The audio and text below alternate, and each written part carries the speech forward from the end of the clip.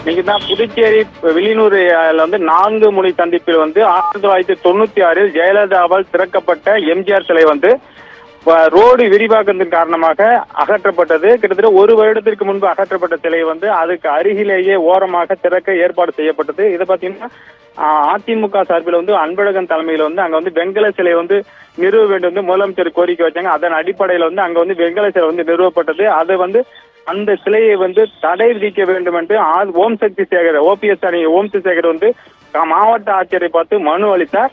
இது சம்பந்தமாக அது கேள்விப்பட்ட அதிமுக மாநில செயலாளர் அன்பழகன் நேற்று முன்தினமே வந்து அந்த சிலையை வந்து நேற்று முன்தினம் மாலை வந்து அந்த சிலையை வந்து அவங்க கட்சிக்காரருடன் திறந்து வைத்தார்.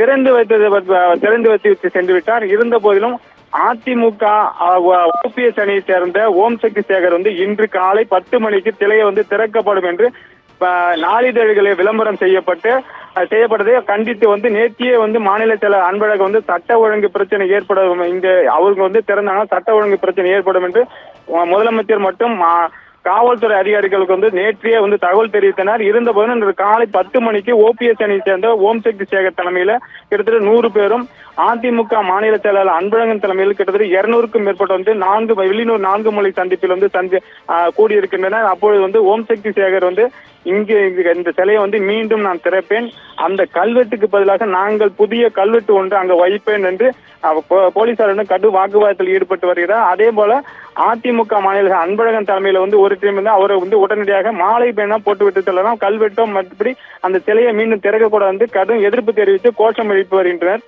அன்னைக்கு தான் இருந்தபோதும் போலீசார் வந்து இங்க வந்து 2 பிரிவுகளும் தடுத்து நிறுத்தி கிட்டத்தட்ட 100க்கும் மேற்பட்ட போலீசார் வந்து பாதுகாப்பு பணியில் ஈடுபட்டு வர்றாங்க.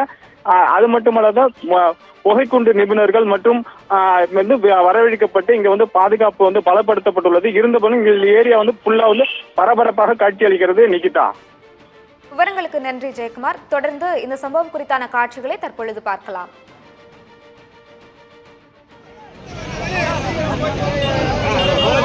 கொஞ்சம்